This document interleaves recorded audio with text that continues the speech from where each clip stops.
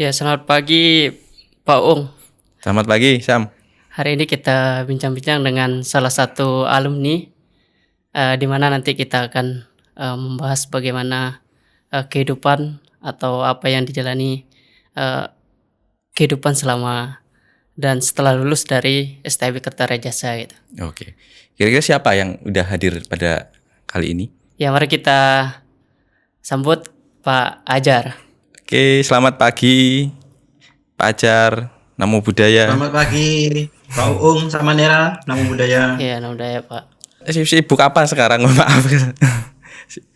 Ya, sekarang ini saya bekerja di Yayasan Dharma Jaya. Ya, jadi sibuk ngawasi karyawan di sini. Nah, sebenarnya pada waktu di Berkah Utama itu saya bisa sambil ngajar gitu, ngajar di SMP, di SD, kemudian juga ada SMA gitu. Ada 4 sekolah yang saya ajar pada waktu itu. Ya memang muridnya tidak banyak, tapi ya kita untuk pengalaman ngajar gitu saja. Nah, kemudian saya pikir di Berkah Utama mau mengembangkan wihara juga butuh kerja keras. Nah, kemudian ada Romo, ya Romo ini dia nawari saya kerja di yayasan, kemudian oke lah saya kerja di yayasan. Berarti itu Pak Ajar waktu di Berkah Utama itu ngajar juga ya? Seperti apa Ya, ngajar di perkotaan seperti itu Pak Ajar? Ya mungkin sama ya seperti di Malang atau mungkin seperti di STAB. Cuman tantangan kita kan anak-anak SD, anak-anak SMP gitu. Dan saya ngajar juga enggak apa namanya, muridnya itu tidak banyak. Muridnya cuma satu. Paling banyak itu di SMA Little Sun ada 30. 30 itu 3 kelas. Banyak itu. Banyak itu. 30-an ya sekitar 30-an ya, itulah. Itu 3 kelas. Jadi kelas 10, kelas 11, kelas 12 gitu. Sekarang saya di Dharma Jaya ini karena fokus untuk awasi karyawan, kemudian juga maintenance wihara, jadi ada 3 sekolah yang saya lepas gitu. Ada 3 sekolah saya lepas, kemudian hanya ngajar di 1 sekolah. Kalau boleh tahu Pak Ajar sebelumnya kan di Berkah Utama, Wihara Berkah Utama. Apa alasannya untuk sehingga pindah dari Berkah Utama ke Wihara Dhamma Jaya gitu? Ya sebenarnya semuanya sama sih. Saya pikir mengabdi itu tidak hanya pada satu tempat saja ya. Jadi kalau satu tempat itu kita nanti akan menjadi monoton. Jadi mungkin pandangannya juga kurang luas. Ya saya sih semua di mana tempatnya itu sebenarnya bagi saya sama saja. Ya kita ketika ada sistem ya kita ngikut aja sistemnya sana seperti apa. Kayak gitu saja. Tidak ada yang mendasari di sini lebih baik atau di sana nggak baik, itu tidak ada. Ya bagi saya semua tempat itu ya menarik. Itu sebenarnya ya untuk saya belajar juga. Mungkin saya di Berkah Utama saya belajar di sana, kemudian di Dhamma Jaya ini saya belajar di sini. Nanti setelah di sini pun kan saya juga nggak tahu mau kemana lagi gitu. Iya, itu untuk memperluas relasi juga ya Pak Ajar ya. Ya relasi ya belajar ya begitu. Karena mau nggak mau ya mungkin saya dengan Pak Uung ya sudah merasakan ya. Kalau sama Nera mungkin kan masih di wihara terus ini. Kalau kita itu yang fokusnya itu sudah beda, sehingga kita cari nyamannya di mana gitu. Tapi bukan berarti saya di Berkah Utama nggak nyaman gitu. Bahkan di sana itu sangat nyaman gitu. Sangat. Karena di sana itu bebas, saya mau kemanapun itu bebas, nggak terikat dengan wihara. Ya saya terima kasih dengan pengurus wihara Berkah Utama itu sudah memberi kesempatan saya. Itu pada waktu itu memang benar-benar saya bingung, butuh kerjaan, kemudian kuliah masih aktif, ya makan, minum semua cari sendiri. Nah, untung saja ada Wihara Berkah Utama itu. Ya, saya sangat terima kasih dengan pengurus. Oke, baik Pak Ajar. Pak Ajar, ini kan kalau kita melihat Pak Ajar itu kan alumni lulusan 2021 ya. kan setelah belajar di STAB itu kan, terus kemudian Pak Ajar itu terjun di lapangan. Kemudian intinya kan terjunnya bukan hanya di sekolah, tetapi mengabdikan diri di di kepengurusan di wihara, di lembaga, di yayasan.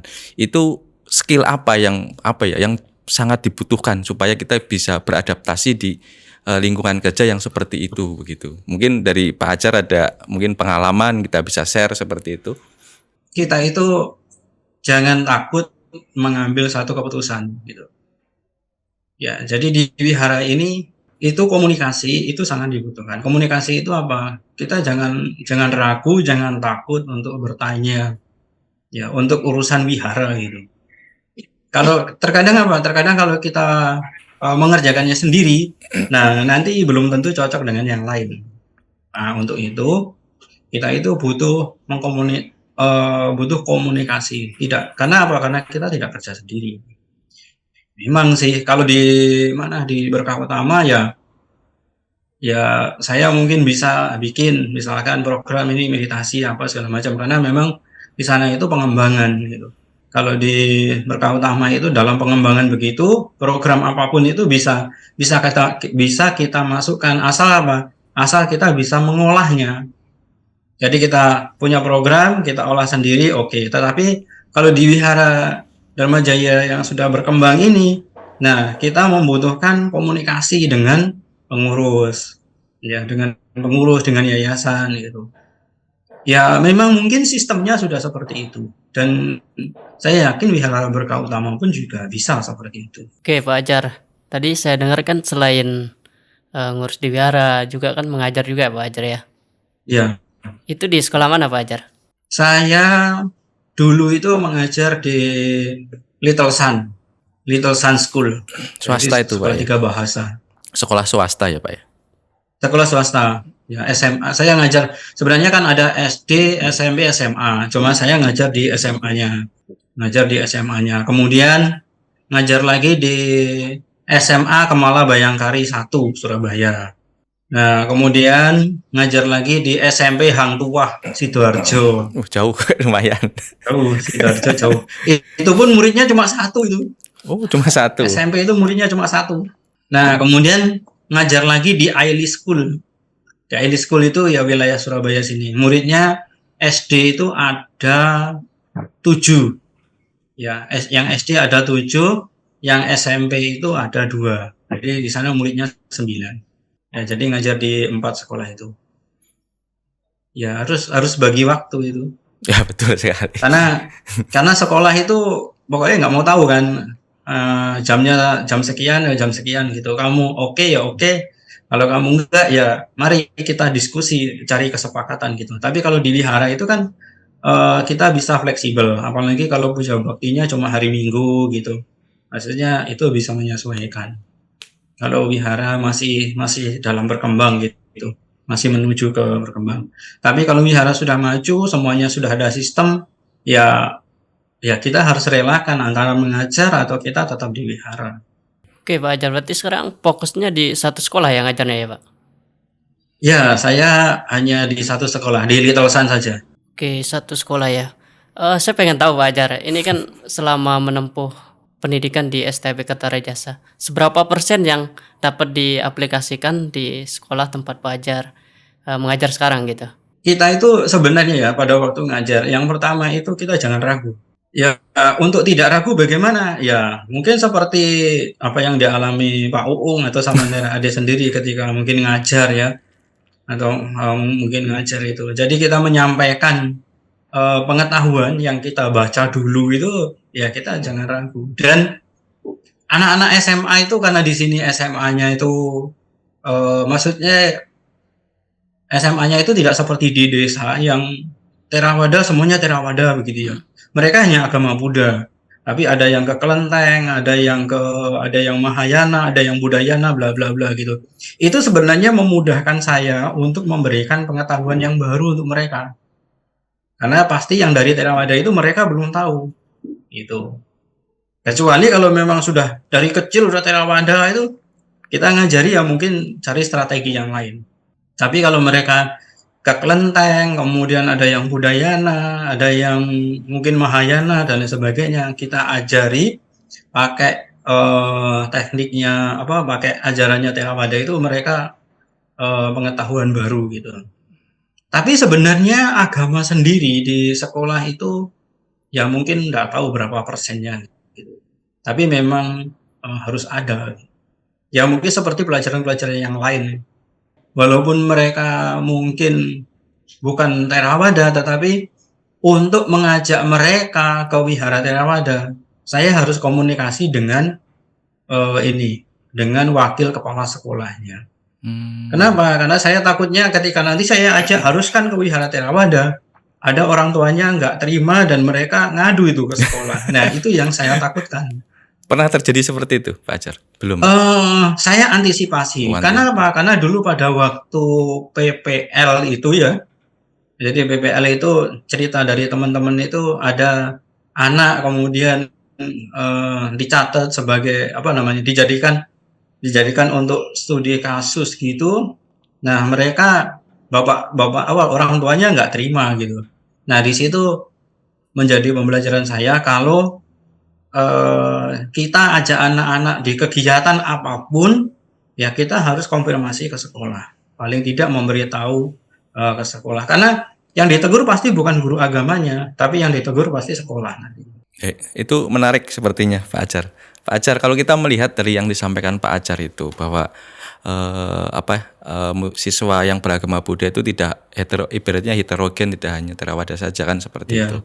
Otomatis secara pool pengetahuannya kan berbeda-beda. Berbeda ya. Nah, di mana guru agama itu kan pasti terikat kurikulum yang dari Kemenak seperti itu. Betul. Nah, kalau kita melihat kurikulum dari Kemenak itu kan otomatis lebih kebanyakan banyak ke Therawadanya ya, kalau bisa dilihat kan seperti itu ya kan kalau kurikulumnya. Nah, itu pasti ada masalah kan di situ.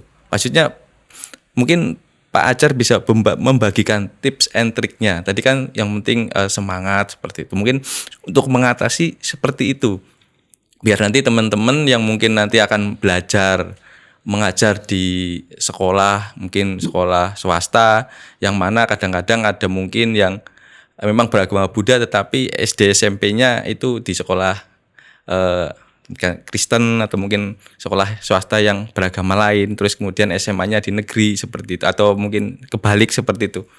Itu kan pasti ada kejadian seperti itu. Mungkin ada tips and triknya biar bisa kita share sama teman-teman semua. Jadi sebenarnya itu saya ngajar itu bukan mereka sendiri ya, karena mereka sudah SMA gitu. Jadi saya tidak menganggap itu mereka seperti anak-anak memang. Terkadang memang saya panggil, gimana nak sudah ini? Itu hanya sebagai sapaan saja. Tetapi ketika saya ngajar, saya lebih komunikasi itu bagaimana teman-teman sudah dikerjakan ininya. Jadi saya itu berusaha mendekati mereka sedekat mungkin supaya apa? Kalau kita itu dekat, mereka itu tentu tidak akan canggung untuk bertanya. Itu satu. Dan dengan ada kedekatan itu, saya merasa bahwa nanti mereka itu belajar akan lebih mudah. Kenapa? Karena ya mereka saya kasih tahu, kalau misalkan di materi itu kalian tidak ngerti, tanya saja. Kapanpun saya bisa jawab gitu. Kapanpun kalian tanya, saya bisa jawab. Kalau ada kesulitan belajar, silahkan tanya langsung. Nah, di situ kan kita dibuatkan grup itu per kelas. Silahkan mau chat di grup ya boleh, mau chat japri, ya, jalur pribadi gitu juga boleh, kapanpun saya akan bantu. Nah, begitupun ya. Jadi mereka itu masih ada juga yang canggung gitu, enggan bertanya. Tapi beberapa siswa gitu juga mereka aktif bertanya. Nah, ini yang membuat saya itu mudah berinteraksi dengan mereka. Kenapa? Karena ketika mereka itu aktif bertanya, baik ketika belajar ataupun tidak belajar gitu, mungkin hanya sekedar menyapa dan sebagainya. Nah, kita nanti itu akan menjadi akrab. Tetapi bukan berarti mereka terus seenaknya begitu, enggak. Tapi saya yakin mereka punya batasan gitu. Cuman pada waktu mau mengajar itu ada pesan ya dari kepala sekolahnya itu. Kepala sekolahnya itu mereka bercerita bahwa dulu saya punya temen itu ya, katakanlah dia nggak ditanya beragama apa, dia nggak mau itu menyebutkan agamanya apa. Wis pokoknya saya ya sudah hidup saja, nggak harus ke tempat ibadah A, nggak harus tempat ibadah B.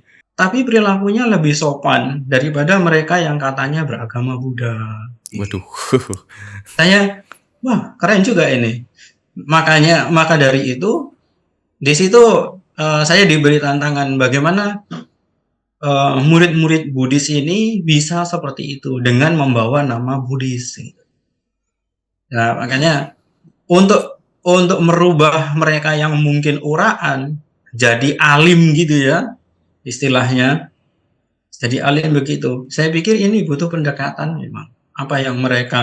Pelajaran apa yang mereka tidak tahu ya. Jadi saya mengajar juga tidak terlalu buru-buru, saya pelan-pelan saja. Pokoknya berapa misalkan dalam setengah semester gitu 2 bab selesai, ya kita selesaikan itu 2 bab. Ya tentu bukan hanya pas ngajar di sana, kan seperti di STAB itu ada tugas, kemudian nanti ada penilaian yang lain-lain. Oke Pak Ajar, berarti dengan siswa yang seperti demikian kan harus ada pendekatan ya. Dan Ya, dan juga harus memahami karakteristik dari siswanya kan. Kalau tidak kan betul. susah gitu kan untuk bagaimana agar siswa itu lebih disiplin lagi ya. Betul. Karena supaya tidak dibanding-bandingkan ya kan. Dengan Ya. yang tidak sering keliara justru perilakunya kok lebih baik gitu. Nah itu yang sementara ini masih menjadi, mungkin nanti perlu saya diskusikan juga dengan wakil kepala sekolah supaya apa? Paling tidak mereka itu mau ke wihara. Misalkan yang Budayana gitu, oke lah, kamu silahkan pergi ke wihara Budayana. Tapi sewaktu-waktu itu mungkin saya bisa cek gitu. Karena apa? Karena yang di SMA Kemala Bayangkari itu saya juga ngajar hanya 1 orang. Saya tanya, kamu itu kan Theravada kan? Jadi tolong setiap minggu itu kamu ke wihara. Saya akan cek dan itu nanti akan jadi penilaian sendiri. Dia mau ke wihara. Dan orang tuanya juga setuju saja. Wah, ini yang membuat saya oke lah, bagus ya. Nah, tetapi yang misalkan ini mereka ke Budayana, saya kan tidak bisa memaksa juga. Harus komunikasi dengan wakil kepala sekolahnya. Menarik sekali sih punya pengalaman mengajar itu ya. Bisa di-share ke ini.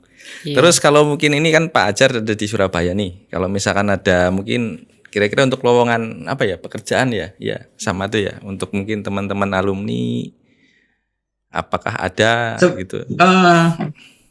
Sebenarnya sih Pak ya ada saja, tetapi itu tadi terkadang kemarin itu ada lowongan ngajar juga, tetapi tidak di Surabaya, di Tuban gitu. Tuban. Ada beberapa teman-teman dari MGMP Surabaya itu terkadang mereka mendapatkan info lowongan ngajar itu dan langsung di-share. Nah, kemudian juga pesan saya ini akan sangat bagus kalau kita bisa bahasa Inggris. Bahasa Inggris. Karena saya ngajar itu, saya ngajar agama juga. Jadi pada waktu saya pertama kali ke Surabaya masih di Berkah Utama itu, saya dapat tawaran itu di sekolah Ciputra. Iya.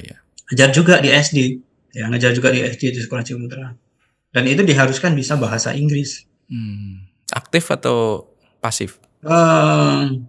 Ya bahasa Inggris pasif. Aktif lebih baik. Ya kenapa? Karena aktif lebih baik. Kenapa? Karena kita itu sebenarnya punya meja gitu ya, punya tempat di kantor begitu, sehingga di kantornya mereka nggak memakai bahasa Indonesia. Mereka dalam komunikasi itu mereka pakai bahasa Inggris. Oh, berarti walaupun pada waktu gitu pada waktu kita ngajar agama Buddha itu memakai bahasa Indonesia, tetapi ada murid-murid yang bukan dari Indonesia, sehingga mereka itu bahasa Indonesianya tidak begitu fasih, sehingga harus menggunakan bahasa Inggris. Saya di Little Sun ini ada juga 1 anak kelas 12 itu. Dia nggak bisa bahasa Indonesia. Saya ngajar aja pakai bahasa Indonesia. Temennya yang terjemahin. Kalau bahasa Inggris kayaknya Itu. sudah dimulai dikembangkan, udah mulai berjalan lagi kayak isi ya, sama Ya, tuh ya. Kayak isi ya. Jadi sudah mulai di teman-teman STAB, udah. mungkin yang hari ini itu bahasa Inggrisnya pasif, nah jadi dilatih lagi supaya aktif. Nah nanti ketika teman-teman itu terjun ke misalkan Surabaya, ke kota-kota yang lain, sekarang itu sekolah tarafnya internasional, sudah memakai 3 bahasa. Tetapi kalau teman-teman bisa Mandarin, waduh sangat luar biasa. Lebih keren lagi. Lebih keren lagi. Yang dibutuhkan Mandarin, bahasa Inggris, bahasa Indonesia sudah kita kuasai. Oh, iya. Bahasa Jawa nggak terlalu penting. Tapi penting juga. Kecuali di negeri. Ya, oke Pak Ajar. Berarti di sana pakainya kurikulum apa Pak Ajar? Sementara ini kita masih memakai kurikulum K13 ya. K13, tetapi nanti akan diubah, tetapi nanti pasti memakai kurikulum Merdeka. Kurikulum Merdeka agak sulit. Karena saya di Kemala Bayangkari itu pakai kurikulum Merdeka dan semuanya harus dicatat, termasuk proses pembelajaran, semuanya. Itu lebih memberatkan atau lebih meringankan guru ya, Pak Ajar? Kalau saya menurut Pak Ajar gimana? Lebih berat saya. Lebih berat. Apa? Kurikulum Merdeka itu. Ya itulah. Sebenarnya kalau di Kemala Bayangkari itu kan ada dua mata pelajaran gitu. Jadi pelajaran agama Buddha dan pendalaman kitab suci, itu bagiannya kita semua. Pendalaman kitab suci. Sebenarnya pendalaman kitab suci ini tidak masuk di raport gitu. Tetapi tetapi karena mata pelajarannya itu sudah ada ya, kita mau nggak mau memang ketentuannya seperti itu ya kita ngajar. Tetapi kalau di SMP Hang Tuah, pendalaman kitab suci itu masuk kriteria penilaian juga. Jadi kalau kita bikin soal itu pendalaman kitab suci ada sendiri, pelajaran agama Buddha itu ada sendiri. Padahal apa? Padahal waktunya itu cuma sedikit. Iya. Itu kalau nggak salah 1 minggu itu 2 JP ya jam. Iya benar ya? Iya, hanya 2 kali, kan itu hanya 2 kali pertemuan gitu. Iya. Tetapi kalau di mana kemarin saya ngajar di SMA Kemala Bayangkari itu jadi 4 kali pertemuan. Jadi sebenarnya saya masuknya Senin dan Selasa. Oh, satunya untuk pendalaman gitu. Ini ya, pendalaman. Iya, pendalaman itu ada jamnya sendiri dia. Oh. Tapi saya nggak fokus ke pendalaman kitab suci ini. Fokusnya ke ngajar agama Buddha. Karena memang jamnya itu dibagi-bagi gitu. Sehingga saya hanya bisa ngajar 1 jam, kemudian pindah ke Aili School. Kalau di Aili School nggak ada. Di sekolah yang 3 bahasa itu tidak ada pendalaman kitab suci. Oh, tidak ada. Soalnya beberapa, kalau saya melihat kalau nggak salah di beberapa sekolah swasta di Kota Malang juga ada waktu-waktu tertentu yang mana untuk khusus untuk kayak mungkin ibadah gitu ya, baca parita gitu. Itu di luar jam ini ya, Pak Ajar, di luar jam pelajaran agama itu. Ya, tapi kalau di mana di sekolah Hang Tuah dengan Kemala Bayangkari itu memang dialokasikan untuk itu, dan semua siswa mendapatkan hak yang sama gitu. Jadi yang Muslim itu dipanggilkan ustaz, ya, Kemudian yang Kristen itu di sana memang ada guru agama Kristen gitu untuk ajari mereka mendalami kitab suci. Oke, siap. Oh, mantap sekali ya. Kalau di Surabaya itu guru agama Buddhanya kira-kira kurang atau memang bisa dibilang pas-pasan gitu ya, cukup ya. Pas-pasan. Untuk saat ini itu sebenarnya ya saya belum melihat lagi ada lowongan pekerjaan guru agama ya. Tetapi di sini guru agama Buddha itu kebanyakan part-time. Jadi bekerja per waktu gitu. Jadi kalau misalkan hari ini saya ngajar di sana, jadi mereka itu masuk sekolah kalau hanya pelajaran agama saja. Maka dari itu mereka tidak bisa sebenarnya hanya ngajar 1 sekolah. Kalau bisa 1 minggu itu Senin sampai Jumat difullkan. Itu. Kecuali misalkan kayak sekolah di sini Merlion itu. Di sana ya Merlion, atau misalkan kayak Little Sun itu. Ada Little Sun itu ada SD, SMP, SMA. Kecuali kalau itu cuma gurunya satu, nah mungkin untuk nyukupi kebutuhan hidup sehari-hari bisa, ya. Tetapi kalau kita hanya ngajar sekolah, hanya SMA saja, kayak saya gini, misalkan saya nggak kerja di yayasan, hanya ngajar SMA saja, ya kebutuhan hidupnya nggak tercukupi. Makanya guru-guru di sini itu jarang yang mereka itu pulang jam 12 gitu. Jarang sekali. Pasti mereka itu waktunya itu habis di sekolah gitu. Pulangnya sampai sore, pulangnya sampai malam kayak gitu. Dan itu mungkin mereka ada yang full juga, 1 minggu full gitu. Oke, Pak Ajar ngajarnya hari apa aja ini? Pak. Saya kan Full. hanya 1 hari, Sam. 1 hari. 1 hari aja ya, sehari full ya. Iya, Oke. iya. Jadi hanya hari Kamis saja saya ngajar. Hari Kamis ya. Iya. Terus Kemudian memang mau nggak mau harus ngajari ini juga. Ada mahasiswa yang di UWK. Jadi UWK itu Universitas Wijaya Kusuma. Wijaya Mahasiswanya juga cuma satu yang beragama Buddha. Dulu diajar oleh Saudara Dendang. Dendang. ya alumni juga kalau nggak salah. Saudara Dendang itu dulu ngajar di sana. Kemudian Saudara Dendang kan mau ke Jakarta itu, sehingga dilimpahkan ke saya. Nah, sayanya sekarang yang pusing ini, gimana bagi waktunya itu, karena nggak mungkin saya tinggal gitu ya. Tapi Online. masih mendingan karena kita masih bisa online. Universitasnya itu masih mengizinkan online. Jadi ke sana cuman kalau ambil bayaran saja. Satu mahasiswa ya, Pak ya. Satu mahasiswa. Hanya satu mahasiswa. Ya kita nggak bisa mengharapkan banyak-banyak kan. Iya, betul sekali sih. Oh ya, Pak Ajar, mungkin setelah lulus mungkin udah bekerja, berpengalaman, mungkin apa ya, pengalaman-pengalaman yang bisa di-share-kan gitu untuk teman-teman yang masih studi ya gitu ya sama D gitu. Ya, jadi sebenarnya dengan kita sekolah ya di STAB diajari bagaimana untuk pengabdian masyarakat. Sebenarnya itu sangat penting, di mana kita bergaul dengan masyarakat itu penting. Kemudian juga pada waktu PPL. Pada waktu PPL itu kan kita terjun langsung dengan guru-guru gitu. Nah, sebenarnya PPM dan PPL itu sangat penting, ya sangat penting. Kenapa? Karena kita seperti yang sama Nila Ade katakan itu, kita di sana membangun relasi. Ya, kita di sana membangun relasi, kemudian kita punya ilmu bagaimana komunikasi dengan mereka. Sehingga ketika kita terjun di masyarakat ya sebagai tenaga pendidik, ya itulah sebenarnya yang kita butuhkan.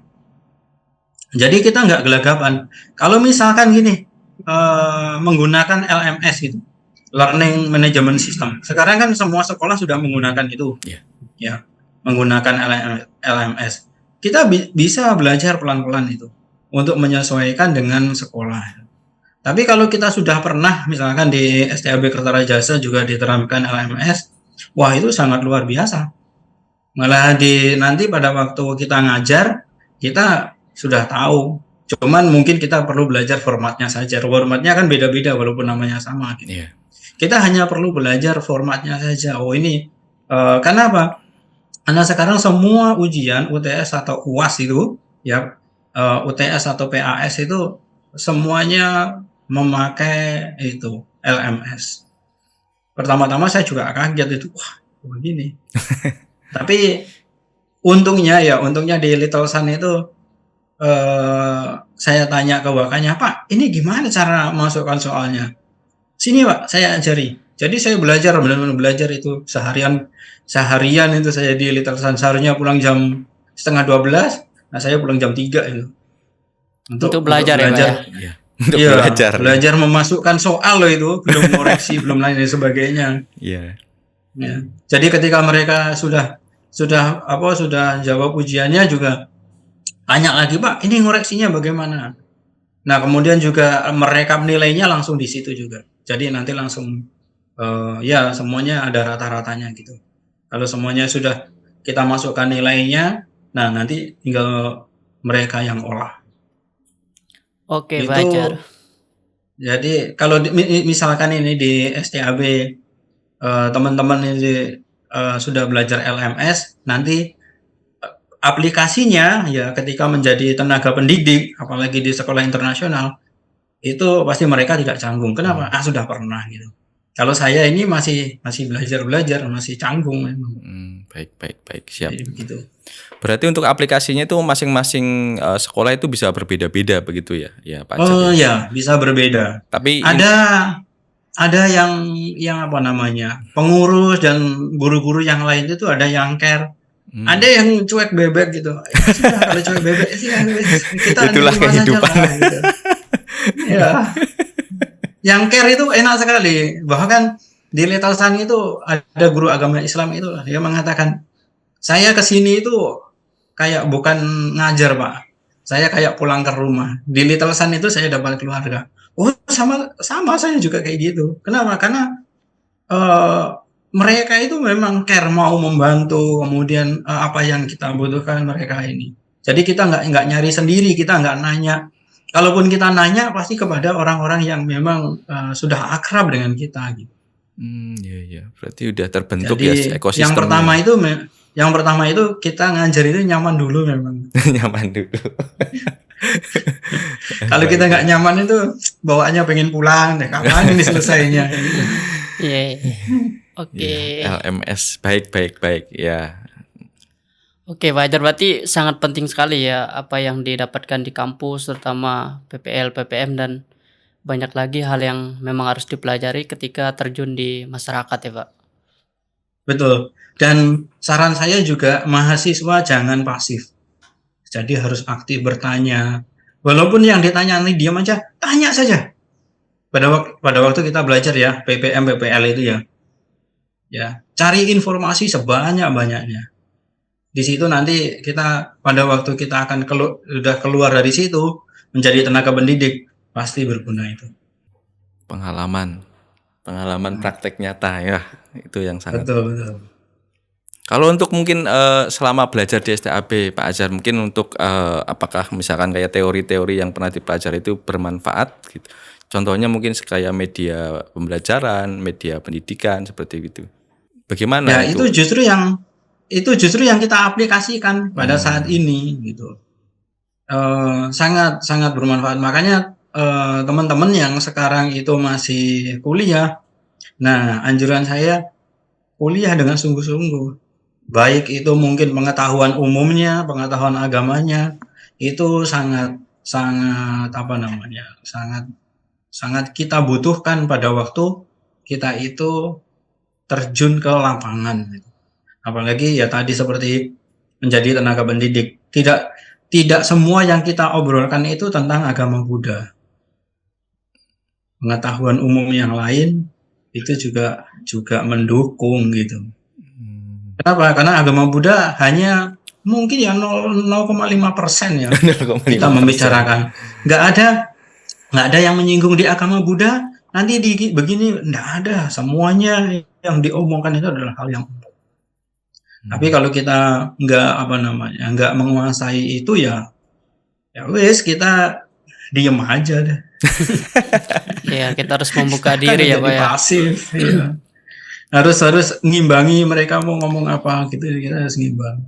Menarik sekali sebenarnya pengalaman yang dibagikan sama Pak Ajar tentang dunia pendidikan, khususnya di kota Surabaya ya, benar ya.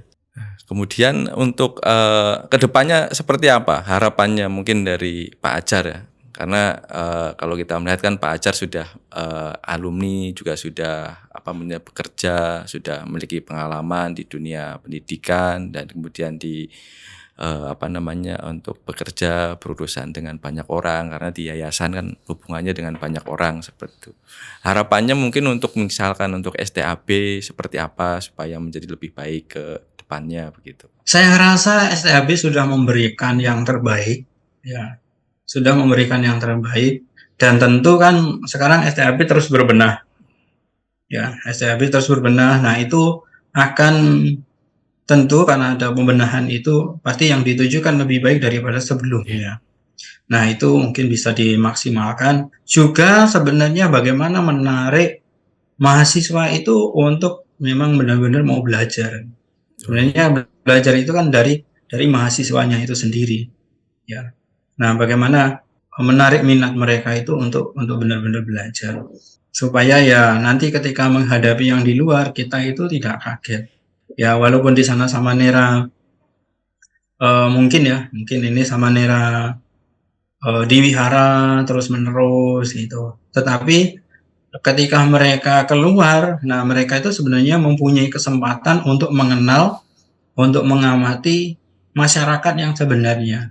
Nah, sebenarnya di situ itu kita harus mempunyai trik mempunyai trik bagaimana menghadapi masyarakat yang seperti ini. Karena saya yakin di masyarakat itu polanya tidak sama. Ya, misalkan di sini dengan di Malang itu juga polanya tidak sama. Nah, kita bagaimana menyesuaikan dengan mereka?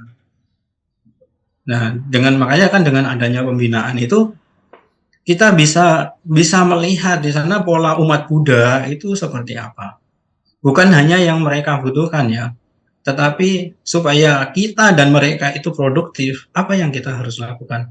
Bukan hanya kita itu membina di dalam di dalam batin. Kalau dalam batin itu sudah pasti itu. Ya, tetapi bagaimana supaya mereka itu juga kreatif mengembangkan ajaran Sang Buddha. Itu sebenarnya menarik. Tergantung dari samaneranya masing-masing, atas jalannya masing-masing. Kalau mereka mempunyai visi misi ke depannya, saya yakin itu pasti ketika mereka keluar dari sini, pasti mereka akan berkembang. Kecuali ya kalau mereka mau jadi biku, mereka mau jadi atasilani tetap, ya wes kita tinggal berguru aja sama Nera Ade gitu. Bagaimana sama ilmunya. Tapi kalau enggak ya kita harus belajar yang lain gitu. Jangan sampai nanti ketika sudah lulus dari STAB kemudian keluar, loh ini ternyata di luar seperti ini. Lah nanti akan ditanya kamu di STAB ngapain aja gitu. Oke, Pak Ajar. Baik, terima kasih Pak Ajar. Oh ya, ini kan kita penerimaan mahasiswa baru Pak Ajar ya. Siapa tahu di sana ada yang Berminat. pengen kuliah atau berminat tapi tidak ada biaya, mungkin bisa disarankan untuk kuliah di STAB Kertajasa karena di sini kita juga ya full Ada banyak beasiswa ya. Iya, beasiswa Beasiswanya juga. banyak seperti itu. Pak apalagi Ajar tinggal lebih di paham. wihara juga kan. Iya, Bisa yang Samanera. iya yang Samanera jadi Samanera Atasilani. Atasilani semuanya gratis gitu. Iya, boleh nanti mungkin Pak Ajar nanti kalau mungkin ada kenalan, mungkin teman yang di mana mungkin di Sulawesi, mungkin Pak Ajar ada kenalan di sana, mungkin yang mau kuliah. Ya, sebenarnya teman-teman kita kan sudah juga tersebar di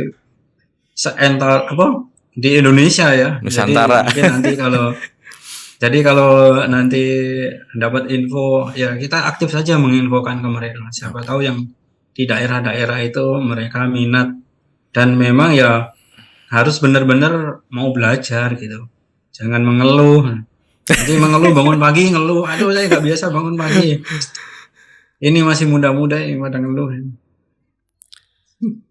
Ya, baik Pak Ajar, terima kasih banyak sudah menyisihkan waktu, sudah meluangkan waktunya untuk bincang-bincang ya.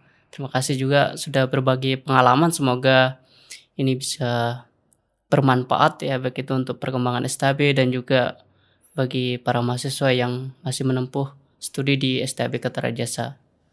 Kurang seru ya karena narasumbernya satu enggak ada. Ya jadi mungkin itu sih Pak Ajar karena kita juga ada keterbatasan waktu, jadi kami ucapkan sekali lagi terima kasih sudah meluangkan waktu untuk diskusi ngobrol bersama kita untuk berbagi cerita bahwa pengalaman yang sudah dari yang sudah disampaikan seperti itu, dan mungkin kedepannya akan ada lagi ya teman-teman alumni yang berbeda lagi seperti itu. Jadi kita untuk sesi ini kita akhiri ya sama Deh. Jadi terima kasih Pak Ajar. Selamat pagi. Swati Hotu, Namo Buddhaya. Namo Buddhaya. Terima kasih sama-sama.